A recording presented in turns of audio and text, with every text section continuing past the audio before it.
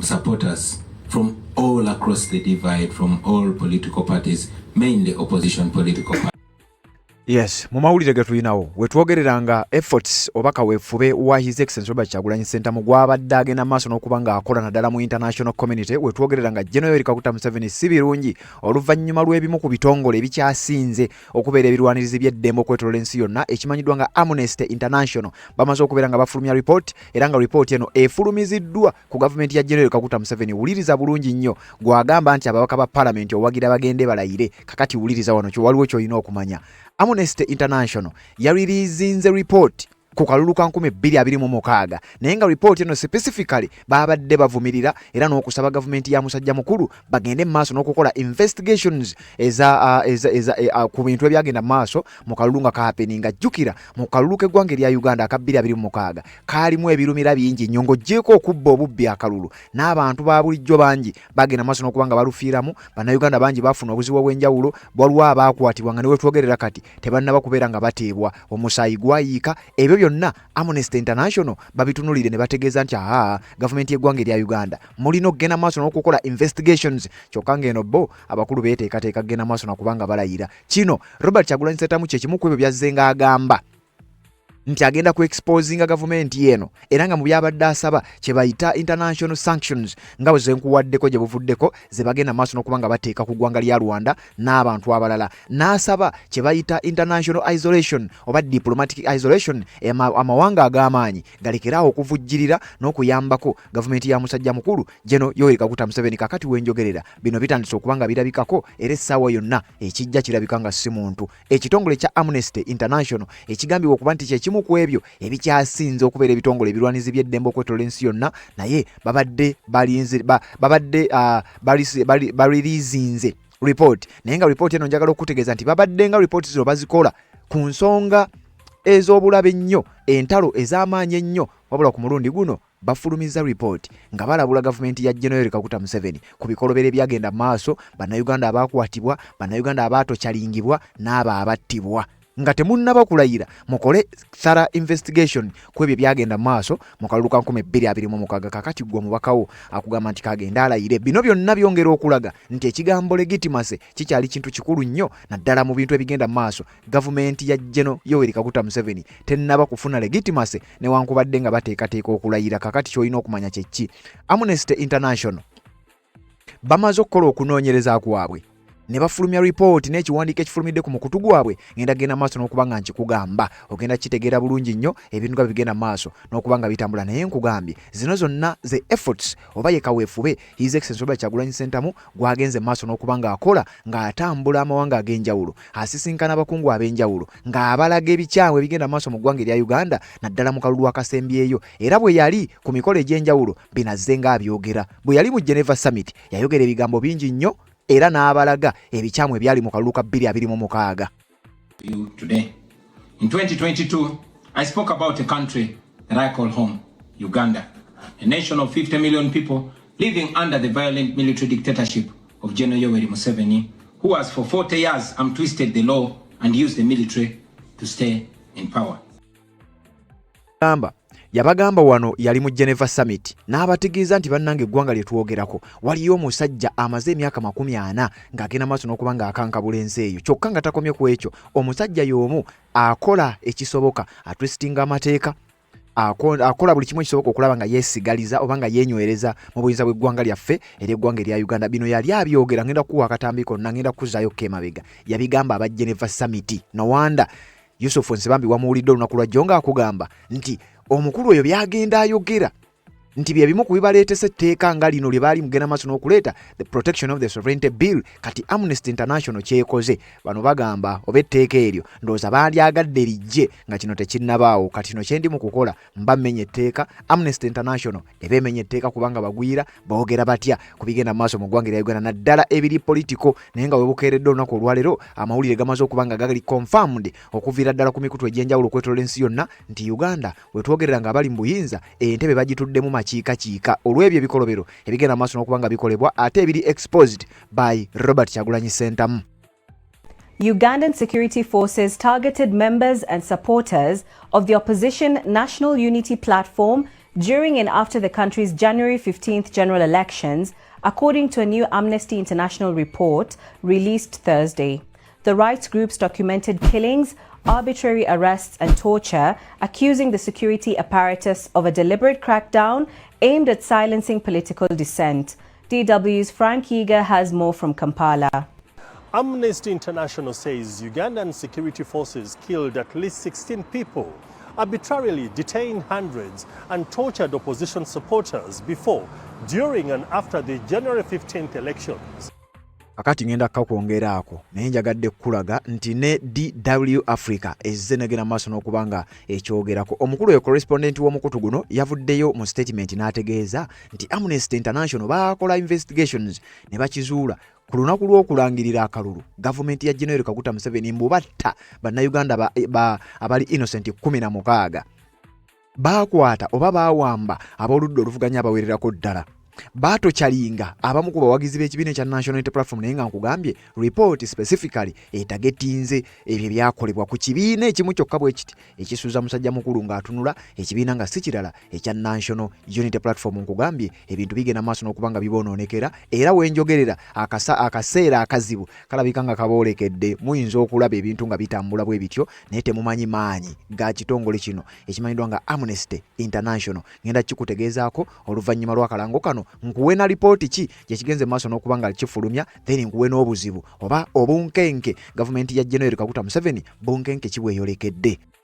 Nsonga z'obufumbo olina omwami naye ng'akutawanya, olina omukyala ng'akutawanya, bajja ne bakwagalako ne bagenda. Gwe alina ebizibu mu byenfuna nga sente zikuyita mu ngalo, w'oteeka sente zifa bufi b'owola tebazza. Gwe aloota ng'ogwa mu nnyanja, gwe alumizibwa omutwe nga guganja okuwona, naawe aloota ng'ebintu bikozesa ensonga z'obufumbo. Nina ekifo ku mugga awali amayinja wennyambululirako ebisiraani, ekikwa, ekifiiriza, omudibo, obutaganja, obutaweebwa. Nzijanjaba abantu ab'enzikiriza zonna, nsiŋŋaanibwa njeru ku lw'ejjinja. Gwanjagala kuba ku nnamba yange eyo, naawe ali ewala ennyo yita ku WhatsApp.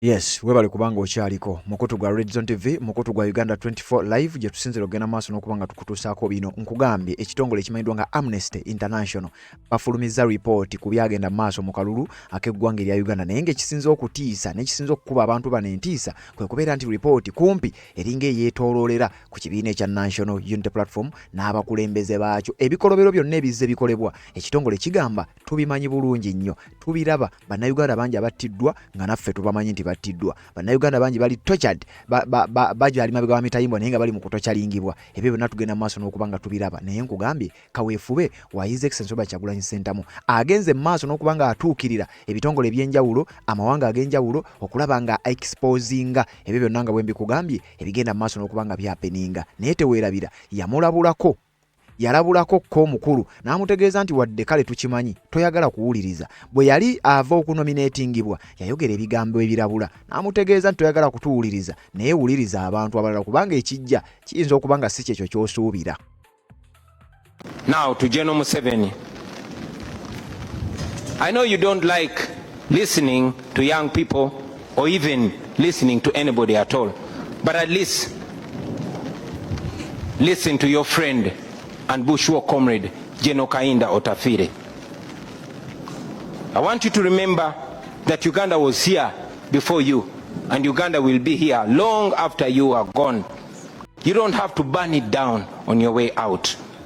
The best guarantee for your legacy, for your security, and for what you and your people have earned in the last 40 years is to allow a peaceful, orderly, and democratic transition of power. That opportunity is available because we are not vengeful people. We still believe in peace. We still believe in justice. And we believe in reconciliation. All we want is a free and fair election. No military violence, no political activity. That is not to ask for. Yamulabula wadde akatambi kakyankalanyeemu kawo naye ndowooza message ebadde esinga obukulu ogiwulidde. Yamulabula n'amutegeeza nti ssebo mukulu omukisa gukyaliwo ogw'okukyusa obuyinza nga tewali kuyiwa musaayi. Ffe kye twagala kye tulwanirira ate ogwo omukisa wadde toyagala kutuwuliriza naye wuliriza bakulu banno nga Kayindo Tafiire bwe yakutegeeza nti Uganda yaliwo nga tonnabaawo, Uganda weeri nga weemuli, byonna bye mukola mubikola naye Uganda ejja kusigalawo emyaka bufukunya ne bwe munaaba nga mugenze. Kakati ebyo byonna omukulu agambibwa okuba nti teyabiwuliriza. biwulira. Ebikolobero byagenda maaso n'okubanga byapeninga naddala mu kalulu akasembyeyo okubba akalulu kwagenda maaso n'okubanga kwapeninga. Bino bibadde byogerwa bannayuganda. Kakati wenjogerera ekitongole kya Amnesty International kivuddeyo ne ripooti gye ngenda okugenda maaso n'okubanga nkusomera. Ugandan security forces targeted members and supporters of the opposition National Unity Platform during and after the country's January 15th general elections, according to a new Amnesty International report released Thursday. The rights groups documented killings, arbitrary arrests and torture, accusing the security apparatus of a deliberate crackdown aimed at silencing political dissent. DW's Frank Eager has more from Kampala. Amnesty International says Ugandan security forces killed at least 16 people, arbitrarily detained hundreds and tortured opposition supporters before, during and after the January 15th elections. The report is significant. It represents the most detailed documentation to date of the scale of the crackdown and adds to the mounting international pressure on Kampala to hold its security forces accountable. 3 months on, no officer has faced accountability, and Ugandan authorities did not respond to Amnesty's request for comment. Reactions here in Uganda have been mixed. People were arrested regardless of what political party you do actually affiliate yourself with. But to me, I think there is need to call action to these people that have actually violated these laws to be able to be put to account. Because if challenges like this are underlooked, then what happens tomorrow? If the cases are there, then let them be addressed to court and the people who are Yes, kakati ekyo kya katambi ka mukutu ogwa DW Africa nga bagenda maaso n'okunnyonnyola engeri Amnesty International gyetandise okubanga eyingira mu nsonga zino era gyetaddewo akaseera akazibu naddala eri basajja bakulu abali mu buyinza bw'eggwanga erya Uganda. Bannayuganda bangi baayogera endowooza zaabwe ku bino ebigenda maaso, naye ng'oluvannyuma lw'akalulu kigambibwa okuba gye bannayuganda abawerera ddala battibwa. Kakati ebyo byonna byaliwo mu ngeri ya kyama, wabula kakati Amnesty International etegeezezza abakulu nga temunnaba kubanga mwerayiza musooke mukole investigations. Era kyekiwandiiko ekyo kiraba bagambye authorities must investigate election related killings, arbitrary arrests and torture of opposition members and supporters. Kyekiwandiiko ekikulu ekifulumidde ku website ey'ekitongole kya Amnesty International kyenjagala okubeera nga nkuyitiratiramu tubeere nga tugenda maaso n'okubanga tutegeera. Naye nkugambye ono kaweefube owa His Excellency Robert Kyagulanyi Ssentamu gwazzaayogerako bw'akugamba nti the world is watching. Kino kye tutegeeza bw'olaba ebitongole nga Amnesty International nga bitandise okubeera nga bivaayo, njagala okutegeeza ebitongole ebirala bingi, amawanga amalala mangi gagenda kubeera nga gavaayo nago gakola ekintu kyekimu. Teweerabira, tewaliiwo gwanga oba kitongole kyankizo kyali kikongratulatinze musajja mukulu kubeera nti yawangula akalulu n'alayira. Era Robert Kyagulanyi Ssentamu yayogera mu EU Summit, mu EU Parliament n'abinnyonnyola, n'ayogerako ne mu Geneva Summit, era byonna ng'agenda maaso n'okubanga abinnyonnyola. Kakati bwe twogerera birabika bitandise okubanga bizza omuzigo. Ebimu ku bitusanze mu report bye bimu ku bigambo Robert Kyagulanyi Ssentamu bye yayogera mu EU Parliament, nga sinnaba kubanga nkusomera report oba ekiwandiiko. Wuliriza speech eno, akatundutundu kweno speech gye yakola gye twakuwa obulungi ennyo. Most of our coordinators were arrested, were picked and detained. Some are still in detention, while some were dropped off. These also included officials from our election management committee. So what Mr. Byabakama, the chairperson of the Electoral Commission, relayed was actually completely different from what happened on the grounds. The law requires that there must be coordination in the tallying of the results. That did not happen.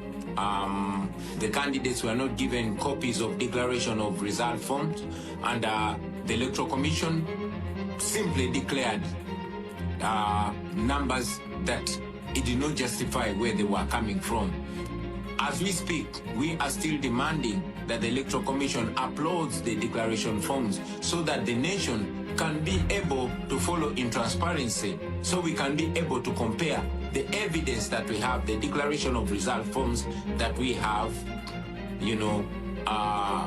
to what was paraded by the Electoral Commission. But up to now, they have not uploaded the results on the internet like it's supposed to be. Somebody may ask, why then didn't we go to court? But we've mentioned it again that institutions in Uganda have all been destroyed, and including the judiciary. The manner of appointment of the Chief Justice recently is evidence to that. The Chief Justice was sworn in General Museveni's farm. So that and many other reasons cause us not to have, trust in the judiciary in Uganda, and many times the regime, General Museveni or his son, have actually been guiding publicly and sometimes privately, determining how the judiciary does its work.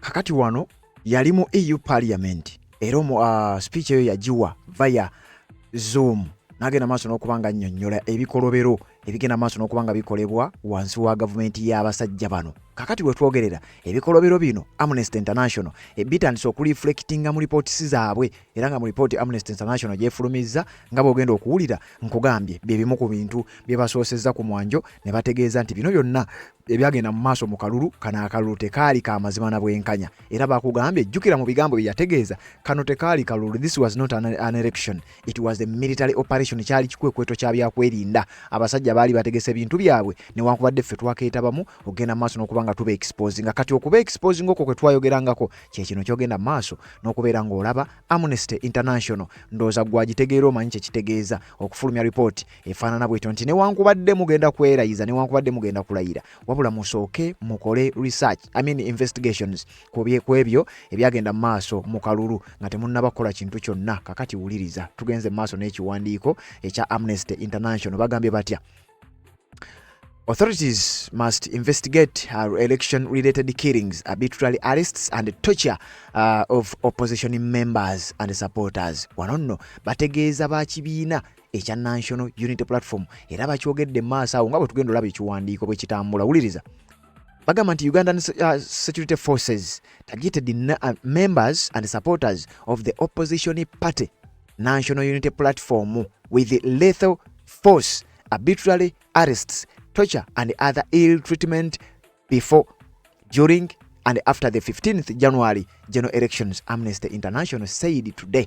Ekiwandiiko kino kyafulumya lunaku lwajjo ennaku z'omwezi nga 3 omwezi ogw'okunanga tugumalako omwaka guno gwennyini ogwa 2026. Bakugambye nti ab'ebyokwerinda mu ggwanga erya Uganda twakitegedde bulungi era tukimanyi baatagetinga ba members ab'ekibiina ekya National Unity Platform. Wano nno bakulaze nti ekibiina kya NUP kyekiri ku mwanjo era kyekiri ku mimwa gy'abakulu mu kitongole kya Amnesty International nti aba NUP baatulugunyizibwa, baakubibwa, batuusibwako obulabe ebitongole ebyokwerinda ebyandibadde bibawa obukuumi. Kakati wano Amnesty International negezaako okubategeeza ti kakati wadde okwerayiza mugenda kwerayiza musooke mukole investigations ezimala, musooke mukole okunoonyereza okumala, ate bwe mumala mutuwe report mutunnyonnyole olwo nno mulyoke mugende maaso n'enteekateeka zammwe. Kakati ebikolobero bino ebyakolebwa wano omusajja we yakugamba nti mmwe temufaayo mubakwate ebifaananyi feesi zaabwe baagezangako kuzikweka nga bino bye beewala kubanga wano mu kitongole kya Amnesty International kirina ne system esobola okweexposinga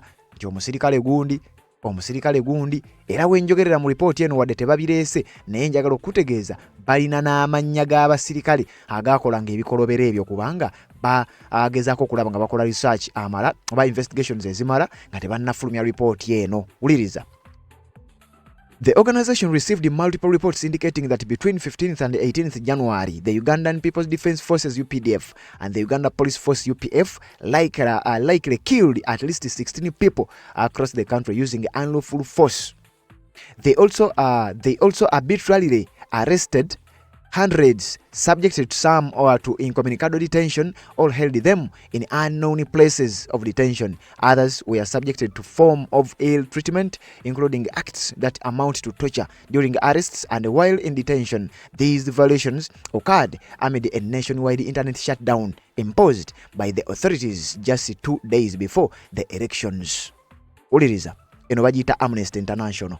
Bakola investigations ezimala bakola okunoonyereza okumala ne bazuula bye bazuula bali mu kubitegeeza ensi era balabula gavumenti ya musajja mukulu nti mu byonna bye mugenda okukola bino mu byegendereze nnyo era mugende maaso n'okukola investigations ezimala okusobola okulaba nga mutuwa ddala ekituufu kyali ki.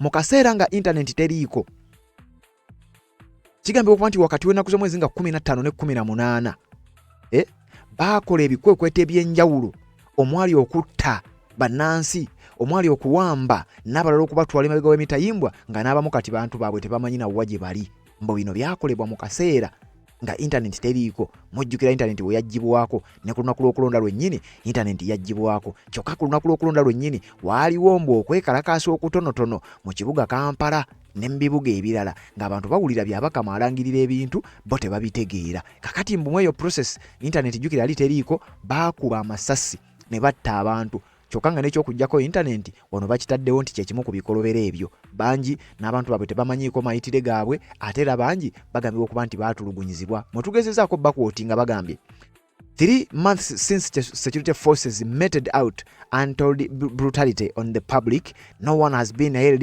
accountable, said Tigere Chaguta, Amnesty International's regional director for East and South Africa. Uliriza bagambye nti wayise emyezi 3 bukyanga bikolobero ebyo bikolebwa nti bo babadde balinzeko okufulumya ripooti yaabwe nga basuubira nti oba oliawo abasirikale abamu bajja kuvunaanibwa bajja kusimbibwa mu makooti bavunaanibwe abaakola ebikolobero ebyo.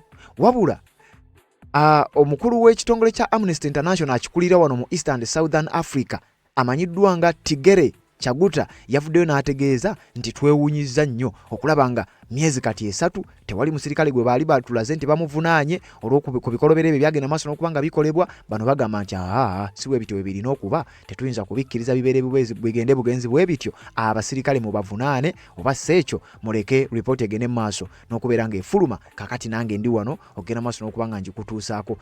Tigere Chaguta agamba mu myezi 3 kijja kitya okubeera nga tewaliiwe yadde omusirikale w'ekitongole ky'amagye kwaba baakola ebikolobero nga tewali n'omu yavunaaniddwa. N'agenda maaso ng'agamba Ugandan authorities must ensure that all allegations of human rights violations by the security forces are thoroughly, promptly, impartially and effectively investigated and that the officers responsible are held accountable. Tigere Chaguta akulira ekitongole kya Amnesty International wano mu East and Southern Africa agambye oba mwagala oba temwagala ab'obuyinza mu ggwanga erya Uganda muteekeddwa okugenda mu maaso n'okuva ku bino ebya allegations mugende munoonyereze thoroughly, promptly, impartially and effectively mukole investigations ez'ekisajja kikulu ezitegerekeka munoonyereze ku ba officers bana bagenda maaso n'okukola ebikwekweto ebyalingamu okutta abantu ba bulijjo abatayinanga musango. Twagala mu banoonyerezeeko ate ripooti mugituwe. Era n'agattako ng'abagamba bw'ati officers suspected of carrying out these abuses, including those who ordered or enabled them, must be suspended from work pending the completion of investigations. Nti ate mukaddaako nga mukola investigations twagala abo basirikale oba officers abagenda maaso amannya gaabwe aganaabagalabikidde mu kubeera nti baakola ebikolobero bino, twagala amannya gaabwe kwegamba twagala abo officers mu kaseera nga investigations zikolebwa basooke bave ku mulimu, basooke mubawummuze mubakoleko investigations we ziggwa olyo mulyoke mutubuulire nti mumaze okugenda maaso n'okuba nga mubafuna. Between 5th January and 21st March, Amnesty International interviewed 33 men and 15 women based in Kampala City, Rubaga, Luwero, Bulenga, Mityana, Mukono, Rukiga, Mbarara, Luuka, Wakiso, Lira and Tororo districts and Busoga region. Uliriza bana abasajja bakola investigations. Obadde toyinza kukikkiriza nti aba Amnesty International baatambula eggwanga ne bagenda maaso n'okukola interviews era mbu interviewinga abasajja 33 n'abakazi 15 be bajjako obujulizi ng'obujulizi bwe babukozeseza. Of course interviewinga abantu bangi nnyo mu kyama, wabula nti abasajja 33 be baqualifyinga interviews zaabwe oba comments zaabwe ze baawa n'abakazi 15 era nga baba interviewing okuva mu districts zino mu Kampala, mu bitundu by'e Rubaga, e Luwero, e Bulenga, e Mityana, Mukono, Ruchiga, Mbarara, Luuka, Wakiso, Lira, Tororo ne mu bitundu bya Busoga region bakolanga interviews ez'ekyama. Era mu ezo interviews mwe basinziira okutandika ate okukola investigations bagenda okunoonyereza ng'abantu ba bulijjo bye babagamba bimaakingira ddala n'ebyo bennyininyini bye beerabidde. Kakati bakugamba nti tebaakoma ku ekyo ne batandika n'okugattako. Jjukira n'ebigambo His Excellency Robert Kyagulanyi Ssentamu ebimu azze ng'abyogera. Kakati bano bagamba bwe tuwuliriza speech za Robert Kyagulanyi Ssentamu ne tugatta n'ezi interviews ze tubadde tukola ku bantu ba bulijjo, bwe tuzigattako ebyo bye tugenda mu maaso n'okulaba ku mitimbagano ne ku zi TV stations ez'enjawulo, bimaakingira ddala. Era twongedde okukonfaminga n'okukakasa ti gavumenti ya General Kaguta Museveni abasajja bino ebyogerwa babikola. Kakati bamugamba twagala obeere ng'otuwa report okola investigations otuwe report ku bigambo ebyo. Mu bimu ku bigambo Robert Kyagulanyi Ssentamu byazze ng'ayogera, ebisinga obungi yabyogera ne bwe yali mu Geneva Summit. Nsaba okkirize gwampuliriza nsooke nkuwa akatambi kano nga Robert Kyagulanyi Ssentamu ali mu Geneva Summit. Ebigambo bye yayogera tusooke tubiwulirize then nzije tweyongereyo. You today. In 2022, I spoke about a country that I call home, Uganda, a nation of 50 million people living under the violent military dictatorship of General Yoweri Museveni, who has for 40 years twisted the law and used the military to stay in power. I told you of how I ran for president against him in 2021, how it was the most violent political campaign yet, and how he massacred hundreds of our people on the 18th and 19th of November 2020. How he shut down the internet on the eve of the election, imprisoned me inside my home for weeks, and then declared himself winner of the 2021 presidential election. Now, it is 2026, and here I am again, speaking to you at the Geneva Summit. Nothing has changed for the better, only going from bad to worse. Despite what happened in 2021, we were driven by hope to give it another try. So in 2025, I announced that I was running for president again. For 112 days, I traveled across the country campaigning, and the population turned up overwhelmingly. Yet again, our campaigns were violently attacked, our supporters were murdered, we were blocked from reaching many places, and were also blocked from several media stations. As usual, Museveni shut down the internet again, this time 3 days to the election.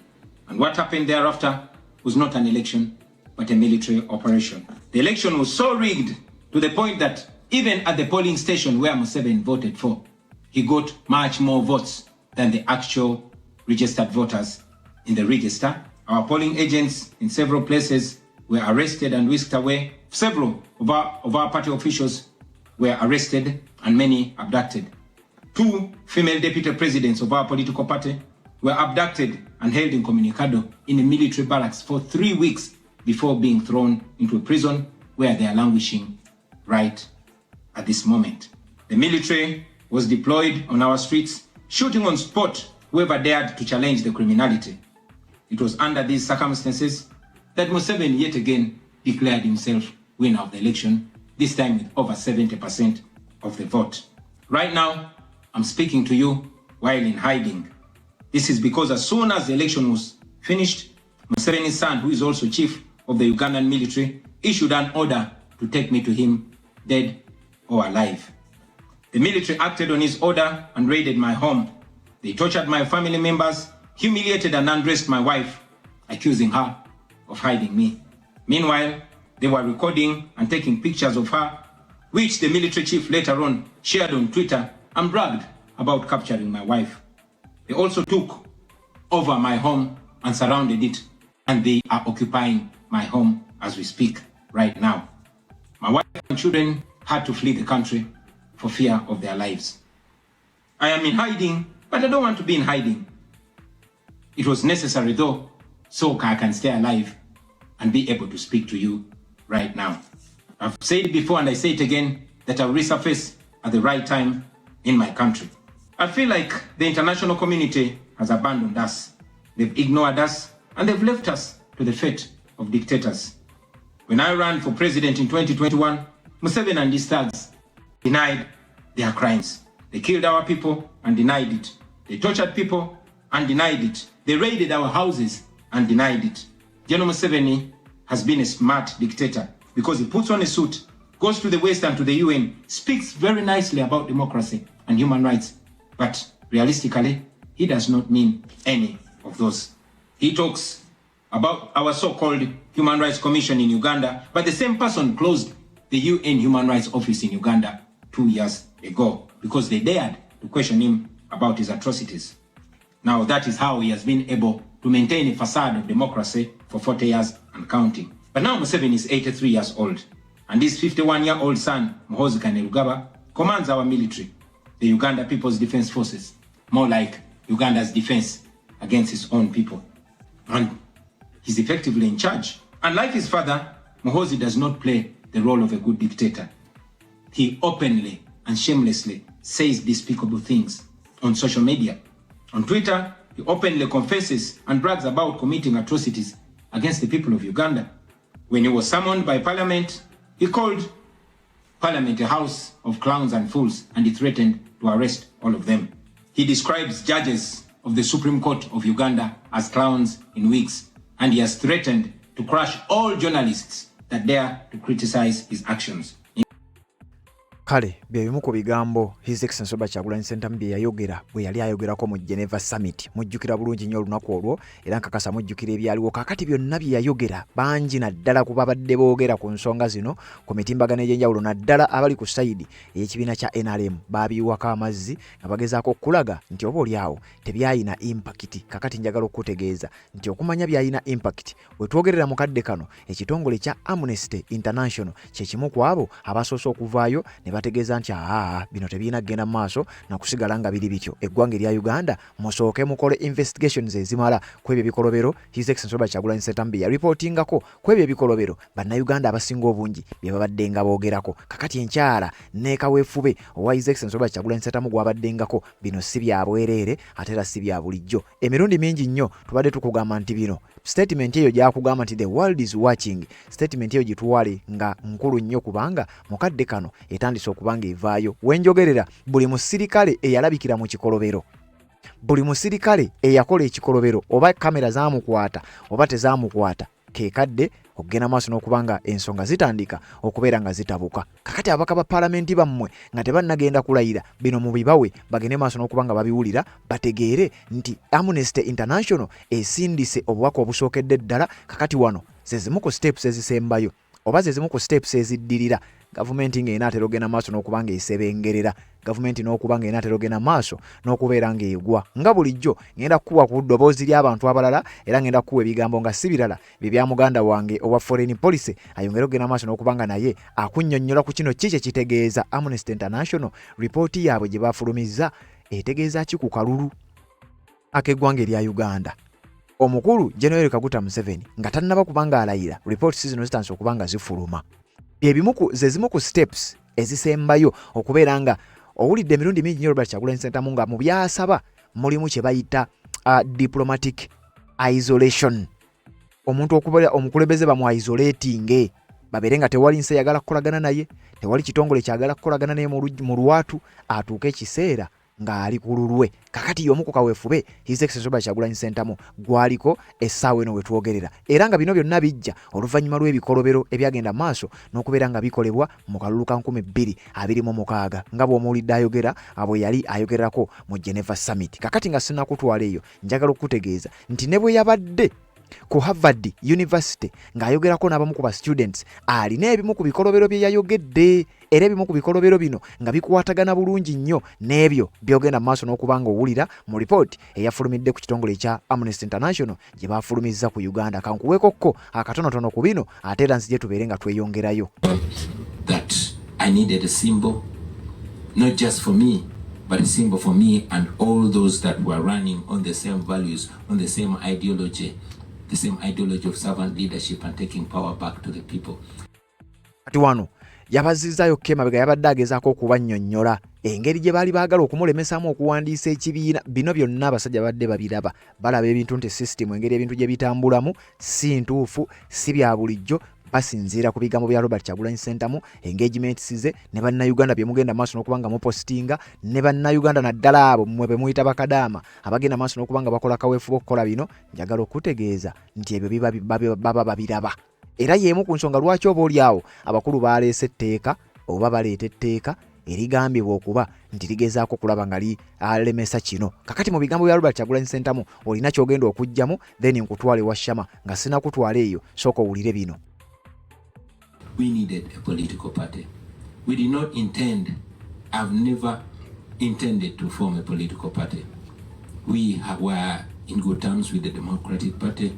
We were in good terms with the Forum for Democratic Change, FDC, and others. Unfortunately, all of them, now this I learned later, that they had an understanding with the regime to disassociate from us. And yes, towards the election, none of us could associate with us because dictators love a divided opposition. And I'm saying opposition with quotes because some opposition, most of them are not intending or are not targeting removal of the regime, but just to up their status within the regime. So we very cunningly and creatively co-opted an unknown political party. It was called National Unity Development and Reconciliation Party. Silently and through a proxy, we changed its name, changed its colors to our preferred colors. Kakati eyo story ndowooza mugijjukira ku nsonga z'ekibiina ekya National Unity Platform biseera bya Kibalama. Kakati ezo zonna story z'owulira oba zozze ng'olaba si bintu bya bulijjo. Abasajja babeera balaba nti ekyamazima His Excellency Robert Kyagulanyi Ssentamu kaweefube gwaliko ow'okukyusa obuyinza, abasajja bakola ekisoboka okulaba nga bamulemesa mu bisoboka bye bakola, either basooka kwagala kumulemesa kuwandiisa kibiina. Bano nga balaba baagezaako okuteekawo embeera ey'okwagala okumusaanyaawo, era nga balaba azze mu kalulu ka 2026 n'ateekawo embeera, era nga balaba ku mulundi guno bagamba nti nedda mukwate abasajja bammwe abaakola ebikolobero musirikale ku musirikale. Kyekimu ku bigambo Robert Kyagulanyi Ssentamu bye yabagambanga nti mujja kubeera punished individually, mwe mugendere mu maaso n'okukolera ku order oba ebiragiro by'abakama bammwe, naye ate bwe banaaba babavunaana amateeka gajja kubakwata individually. Mujjukira omusirikale Mukiibi eyagobereranga ennyo His Excellency Robert Kyagulanyi Ssentamu n'okwagala okumutuusaako obulabe. Kakati wenjogerera ebya Mukiibi si birungi kubanga ebintu bitandise okubanga bigenda bibalondobayo omu ku omu individually. Ebigambo bya Zenga abagamba balabika batuuse ke kaseera okugenda maaso babeere nga babisasulira individually, naye nga bo obuyinza bw'omukulu bugambibwa okuba nti naye bulabika buli mu lusuubo oluvannyuma lw'ebitongole nga bino okutandika okuvaayo ne bigenda maaso n'okubanga bifulumya reports ez'ekikabo ekiti. Kakati njagala nkuwa ebigambo bino ogende maaso n'okubanga oyongereza ku ebyo ebitono ennyo bingenze maaso n'okubanga nkuwa otegeere oba ffenna tutegeere kiki ekiyinza okubanga kyolekedde musajja mukulu General Yoweri Kaguta Museveni n'obuyinza bwe oluvannyuma lw'okuba nti ebitongole eby'amaanyi ebiri international nga bw'okiwulira nti Amnesty International bitandise okuvaayo ne bigenda mu maaso n'okubanga bimuteekako akazito. Wuliriza bino nzije tweyongereyo. Slowly by slowly we shall get there. Nkiddamu, slowly by slowly we shall get there to a new Uganda. Tugenda kugifuna.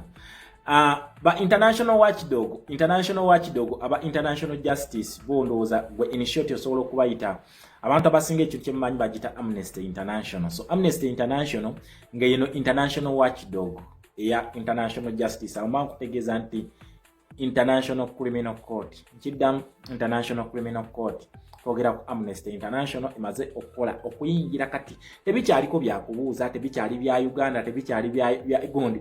Ati Uganda efuuse ya National Unity Platform. Nkiddamu ensonga kati eri mu International Court of Justice ekiri ku inekuba International Watchdogs ye Amnesty International okuvaayo negamba nti government ya Uganda ekifudde ekigambo ekyo bakirabati ekyo kakoza kimanye wekati wekali okutulugunya abantu ba NUP ba National Unity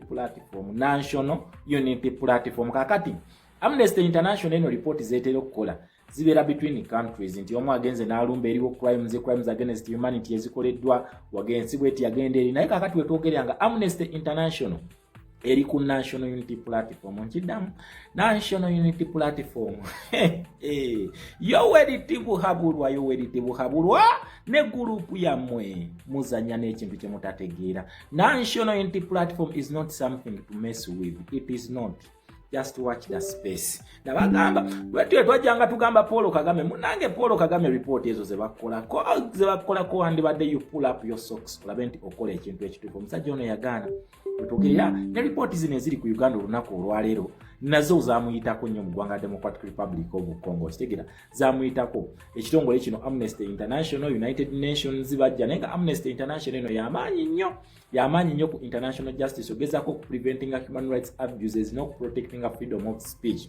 Akati bavuddeyo ne bagamba nti amaje ga UPDF gano, amaje ga Museveni gano, government yefudde gundi yefudde bakagoggo mu kutulugunya aba National Unity Platform. Na kugamba kino ekintu kino nti byo batiisa musimanyi bwe batagende kulayira National Unity Platform bajja kugijjawo simanyi biki. Na kugamba kati ekibiina kyokka kye bamanyi mu nsi yonna bagita National Unity Platform. Na kugamba nti National Unity Platform eno yeyina okuwa omwami ono legitimacy nga ekyali nti Felix Tshisekedi yali alina okuwa Paul Kagame nga Paul Kagame agezaako nnyo okunyigiriza Felix Tshisekedi amuteeke ku kisenge then abeko nti bakola agreements nga ziri ku terms and conditions eza Paul Kagame. Wabula ebitongole bwe bityo byavayo ne bitandika okugenda kugamba kasitola ebitongole bino nga bizze omanya nti kati omucapitalist atuuse ku peak nkiddamu kasitola ebitongole bwe bitinga bizze omanya nti omucapitalist atuuse ku peak. Bazenga bakola report ezenjawulo Uganda, South Sudan ne bakola report Uganda Democratic Republic of Congo, bakoze report mu Uganda ku Central African Republic, bakoze report ku Uganda Somalia. Kakati olunaku olwaleero ng'omwami ono asemberera okweraiza weebuuze lwaki Amnesty International ezene ekola report. This is an additional evidence ku musango gwaffe gwe tulina mu International Criminal Court. Nkiddamu report eno efulumiziddwa Amnesty International wadde details tebatuwadde bingi naye this is an additional ku musango gwaffe gwe tulina mu International Criminal Court. It is an additional evidence. Ate ekitongole kino kasito kiraba nakugamba nti omucapitalist abeera atuuse ku peak. Paul Kagame organizations bweti eno yennyini bebasembayo kukolako report kati nawo oba tojja byegana. Kitegeeza nti abantu bano mu ggwanga bo babeerawo ne bakola thorough research.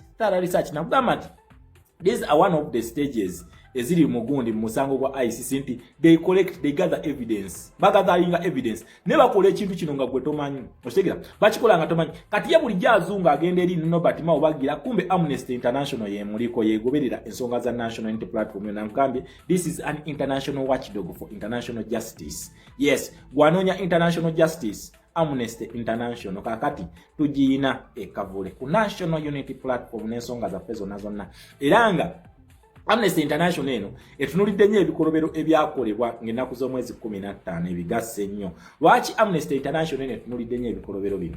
Omwami already tulina ebikolobero bye twateekayo mu ICC of which ali summoned kwebyo ebikolobero ebya 2021. Kati omwami ono twagenda nakugamba nti mu 2021 kintu kino kyenjagala nnyo mu Uganda otegeere ebintu bino. Bire bagamba nti simanyi ICC tekola, international community tekola byakusiriwaza. 2021 twagenda abantu bano, it was the birth of the revolution mu 2021. Since it was the birth of the revolution, we were calling for international intervention twali tugiita okuwaga interveninga mu nsonga za Uganda. So waita international intervention eno n'ogamba nti kakati tugenda ku challenging democracy which is a capitalist policy whereby the people and the citizens decide the leaders of their own choice.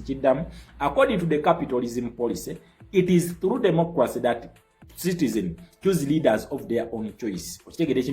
Omwami oyo mu 2021 yakola bibi, yakola amajani ge ng'akimanyi nti tagenda kukola ki ate waliwo nnyo okugwira ng'akimanyi nti nagenda kubeera politics as usual, ajja kujja akwata abantu wano, ajja compromising his excellence Kyagulanyi Ssentamu Robert ne tulemerako okakana tumututte mu ICC.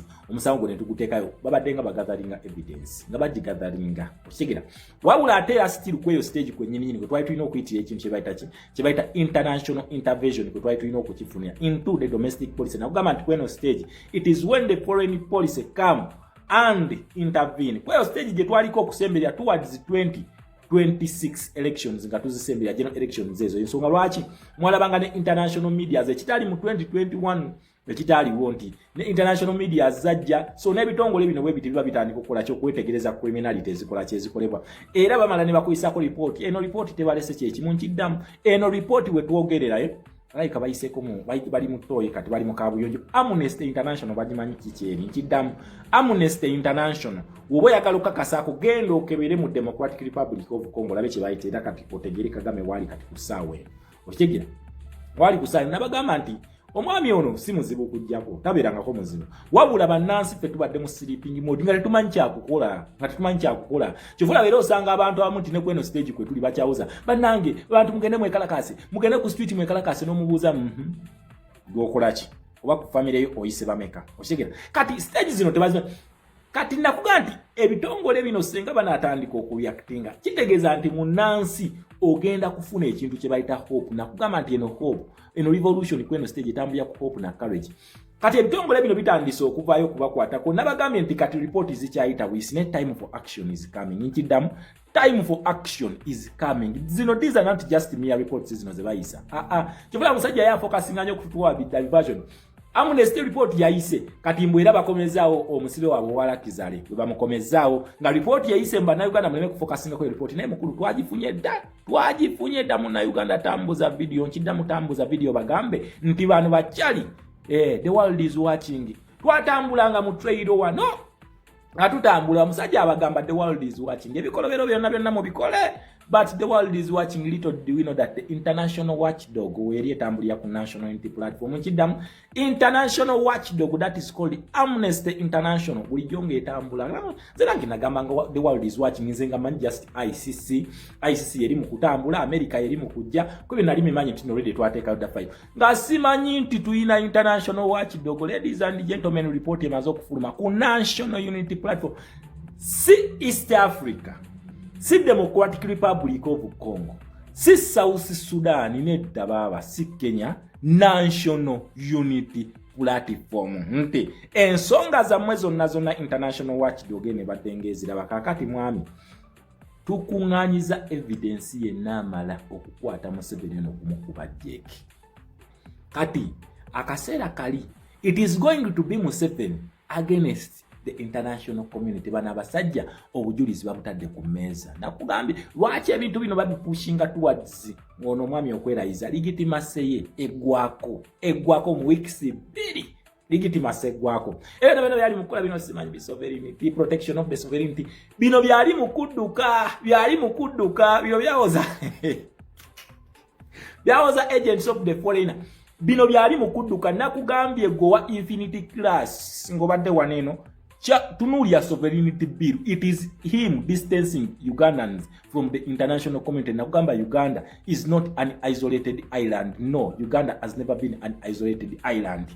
Uganda is part of the global village. Uganda is part of the international community. Mu international community muli mu amateeka, they have charters. Zino charters tezimanyi bu constitution bwa buno. Bibajja ne batinyigiramu. Wekatuuka okubanga kagenda mukwata najja n'akayuza n'addamu ebyo.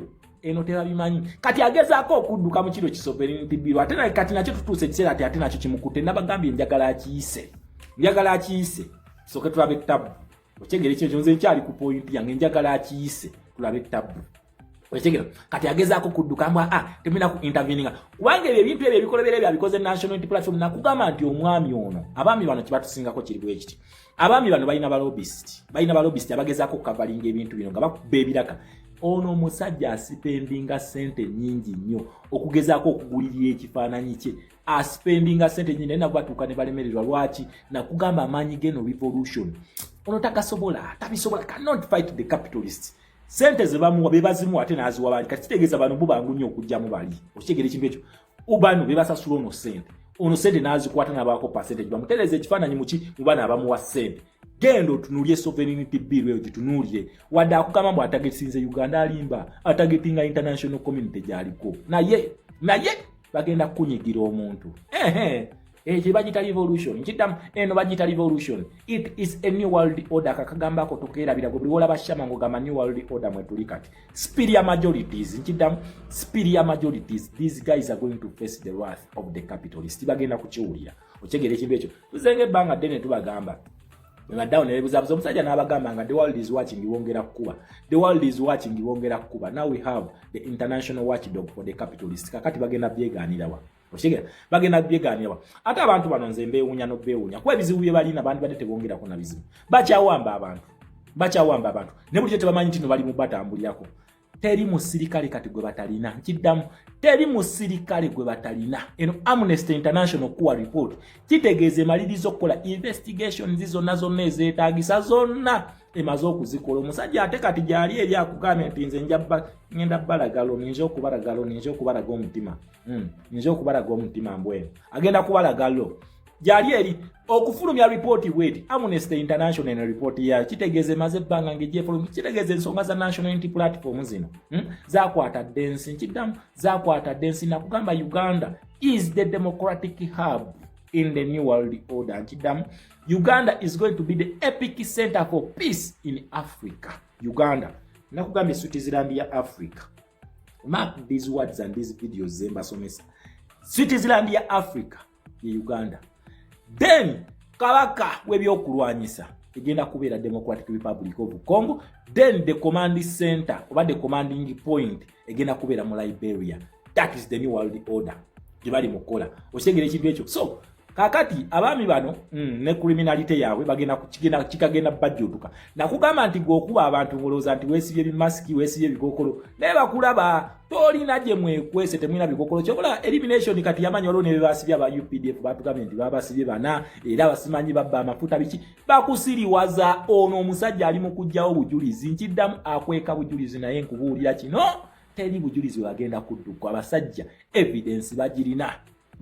So tugende tubenga tunonya report yeyo tugezeko nnyo okugisoma Amnesty International gyetuwadde. Yes tugezeko kunonya report ya Amnesty International gyefulumiza ku National Unity Platform. Kiddamu National Unity Platform nakuga this is the only revolutionary party ever since this government has took over power. Oshigera by the barrel of the gun. Abayekera bano okuva batugumbula abantu bajjajja baffe ne bakitaffe ne batwala obuyinza.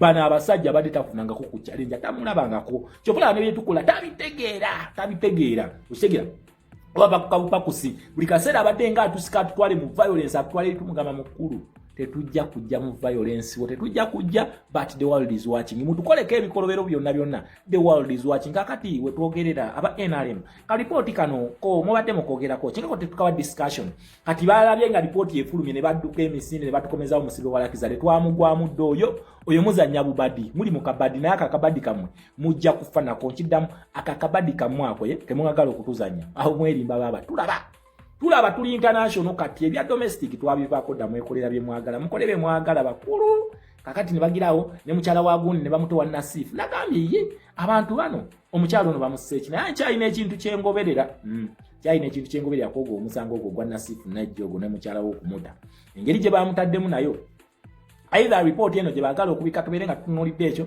mu celebration zibere party after party nga bakitegedde nti report eno ejja nga bagitegedde oshegera kubanga nakugambye nti bana abantu balina balobist babalina era bagamba nti kakati mukulu sente zotu wadde tweyanzizza naye kakati wano kiganye okuyitawo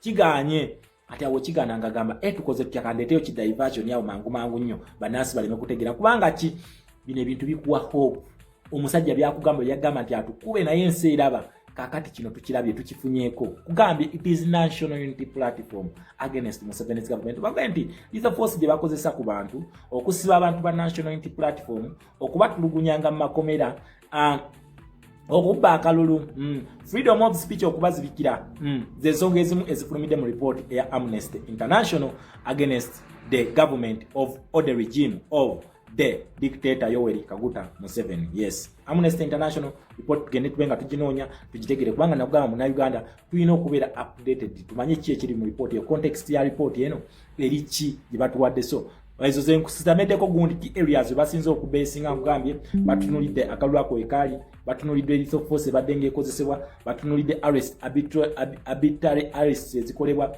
batunulidde zitoche ezikolebwa batunulidde detention without trials batunulidde freedom of speech ezirinyirirwa. So tugende nga tubisoma tubi breaking it down sobole okukola ki okubitegeera ngambye we are not isolated Ugandans, we are not alone, slowly by slowly we are getting there. Tuli mu kintu kyebayita revolution. Yes, ensonga lwaki bagamba nyo we should not go in panic mode.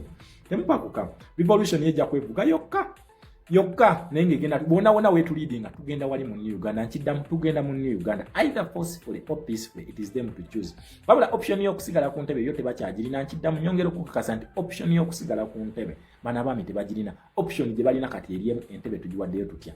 Are you going to give it through force or peace? Efulumye report era bonna nkukakasa amanya gaabo abadde batulugunyanga abantu mwe bali mu eyo report. Kakati abajjati mwaba SFC mwaba amaji abayingira police nga mwebuzaabuza. Your report is out. Ate mwe abasirikale bamwe bamusoko genda okusoma report yo lawo erinnya lyo mweriri nkiddamu genda onoonyereza report yo lawo ekikolobero kyakola bakiwandiseko not necessarily nti erinnya lujja kwamu naye ebikolobero bye mwakola kati ojjukire nti eno event we yabeerawo bwetu najja nenkubira aitawa ne tumenya amagulu otwalumbira ekitebe nga bagenda kuki nga bagenda mu campaign za Nalukoola naliwo ko tugende kugulu na bakuba emiggo kati gwe event yo obanga waliwe kyobomanye erinnya lye balina and wait for your turn wait jeke zigenda kuluma nkiddamu kino ekintu kyembagamba nakirabake wa Omar el-Bashir nkiddamu nakisomake wa Omar el-Bashir okesakira bakuba sali Sudan naye nakisomake wa Omar el-Bashir nti Omar el-Bashir yon yewanguza akalulu nerangirira we yamala okwerangirira ne bamugamba okay gwe tetukkiriza legitimacy yo towangula nko kalulu era bajja okumujjako nga abantu raising against illegitimate government okigira banansi bajibalekera only how did it fail nti bo tebali ready to change the system. They wanted to remove the face of Omar el-Bashir bo bali bagala just kujjawo face ya Omar el-Bashir nenga tebagala governance wanga tebagala system yona kuzimba mpya naye waffe twagala system kugizimba tujjewo yenkadde baddewo then tutekewo ki eyafu kyobula bono Omar el-Bashir bampazi sanction nabanga takyasobola takyamalako ne bajjeno bene balyoka bakubwa jeke Dagalo simanyi yajiwona atya jeno Dagalo oyo is one of the criminals abe balina mu ICC naye simanyi yajiwona atya oyo Dagalo mukigira ba criminals be babakuba jeke Omar el-Bashir bamukakkanyira Omar el-Bashir bagenda okutuuka nti banansi basituka nga Omar el-Bashir takyasobola na kufuluma ggwanga lya Sudan kulaba nga adduka agende yeetase wala era yakiche yakola ya stepping down nga kimanyi nti akoze ki ndi akaseera ke katuse so nono wa NRA ona abewagira kono muleke let us organize, let us strategize, let us sensitize the masses tubagambe nti ensolo ku kizigo kweri eno report kasitabanyi kufulumyako omanya ate oyo omwami oyo alina okwegeneza alina report 3 nkiddamu omwami oyo alina report 3 alina report ya Congress era nayo yali yogera ku national unity platform ne candidate wape ne muteekamu ne besigye ne bamuteekamu alina report eya United Nations agirina kati Amnesty International eno report gye yakamuwandikako yakusatu naye njagala ojjukira Amnesty International eno yamuwandikako report ya South Sudan eyo mugijjukira then alinayo n'okumenya gundi eya arms embargo gye yamenyere South Sudan eyo nti yali defending abantu tulina ne report ku mutabani we nayo tugirina kakati nene efulumye eri ku National Unity Platform. Amnesty International yebadde mu kutunulira ensonga zino engeri gye badde batulugunyamu abaana ba National Unity Platform. The world is watching. We are not alone in this. Let us organize, let us strategize, let us ready ourselves to take on what is ours, to demand what is ours, but through an organization or an organized group of people that are pushing towards a common goal. That is how we are going to win this revolution. Let us panic mode. Let us follow every step because we are living in no stone unturned. Every stone is going to be turned. I repeat, every stone is going to be turned. Every inch is going to be reached. So, report ya Amnesty International tugezeeko nnyo okuginoonya tugisome tugitegere. For God and my country Uganda. Wabula nange nabanjifunye nja kujja kutemeremu mpola just share the video obagambe nti bagiyita Infinity Class where geopolitics and the real revolution stands. Wogisanga wokka ndagamba revolution command center yeno wano. So twetegeke tuberenga tutunulya report eyo tugende tuginoonyeko nange ngenda kugifuna ngenda kujjanga njo in fact njirina ngenda kubanga njibatemera muko mpola tujja kubanga tugikola mu summary ebiri mu gundi eyo tuberenga tukolaki nga tubitegeera naye nga Amnesty International, this is the international watchdog for international justice nga kino ekitongole kino kyekibeera mu kunoonyereza ebikolobero ebikoleddwa okustopinga human rights abuses okuprotectinga freedom of speech. Anyway kino ekintu kyona kyona bw'okisamalizinga bano tubayite nti nno bano beba investigators aba aba International Criminal Court kubanga kakati ono sirowooza nti anaasobola okubyegaana baaba kweno report so tubeere nga tubitegeera mpola mpola for God and my country Uganda. Ensonga z'obufumbo olina omwami naye ng'akutawanya olina omukyala ng'akutawanya bajja ne bakwagalako ne bagenda gwe alina ebizibu mu byenfuna nga sente zikuyita mu ngalo wooteeka sente zifa bufi b'owola tebazza gwe aloota ng'ogwa mu nnyanja gwe alumizibwa omutwe nga guganja okuwona naawe aloota ng'ebintu bikozesa ensonga z'obufumbo nina ekifo ku mugga awali amayinja wennyambululirako ebisiraani ekikwa ekifiiriza omudibo obutaganja obutawiibwa nzijanjaba abantu ab'enzikiriza zonna nsiŋŋaanibwa njeru ku lw'ejjinja gwanjagala kuba ku nnamba yange eyo naawe ali ewala ennyo yita ku WhatsApp.